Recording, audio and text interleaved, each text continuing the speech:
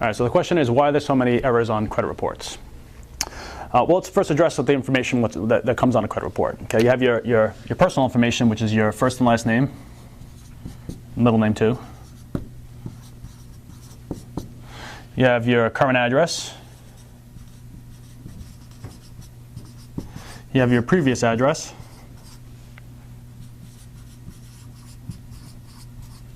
Addresses, actually. You have your employer, and past employers. It does not include income, which is a common misconception. You have obviously your social security number, date of birth, public records, if you file for bankruptcy, if you have any liens, judgments placed against you. And then obviously you have your credit history. It's loans, credit cards, collections, etc. Okay. So the first main problem is, think about when you apply for credit. 9% of the time, the person taking, you're at Target, it's holiday shopping time, okay? You have all this stuff and they say, hey, 10% off if you fill out this application right now. That kid behind the counter, that cashier who's helping you fill out this application, they're not enforcing that you fill every single field. They're not really trained financial consultants or anything like that. This is somebody making, close to minimum wage, having you fill out an application. That application itself is not being reviewed by anyone. It's being sent into the to the lenders directly, who in turn will kick it back over to the credit bureaus to find out your payment history. So what the credit bureaus did is, because they can't enforce, well, because they can, but they don't enforce that all the fields are filled out correctly, they came up with a mathematical algorithm that will determine whether or not this application is part of your credit history. Okay, so it could be something as simple as, I think there's 13 different fields that they use. And as long as the algorithm determines that enough of those fields match up, then that is going to be added onto your credit history. So it could be something as simple as your first name with the 7 out of the 9 numbers on your Social Security.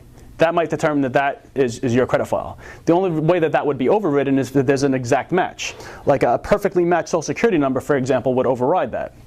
So let's say there's another gentleman out there, Brian Cortez, whose Social Security number is the same as mine.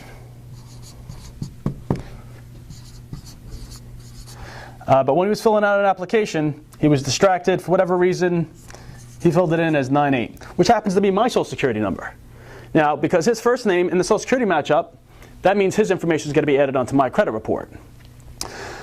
Instead of, it's a funny thing, because the credit bureaus themselves actually have the software and procedures in place to override all this. It's a system called Metro 2, in which case a third-party vendor would actually enforce that all the fields were filled in, and then if they were submitted in inaccurately, then they'd be able to find the cause of the problem. But there'd be much less cases of mixed files or any other types of inaccuracies, because they'd be forced to fill in all the fields as accurately as possible.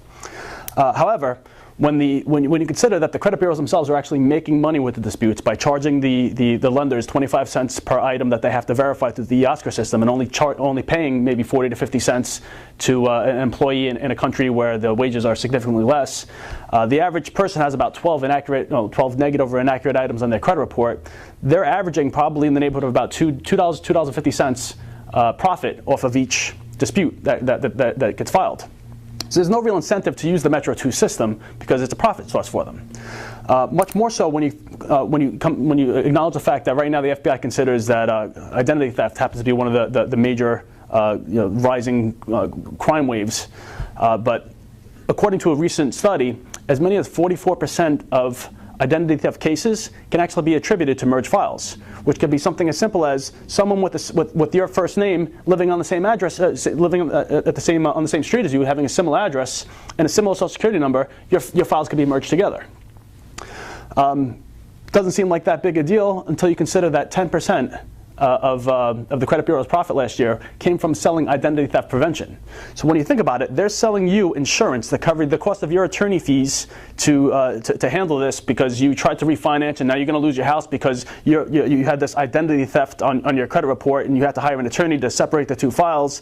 They're selling you this insurance to prevent this, you having to go through this entire process.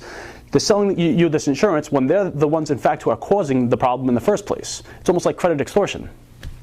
So that's the problem with why there's so many errors on credit reports to begin with.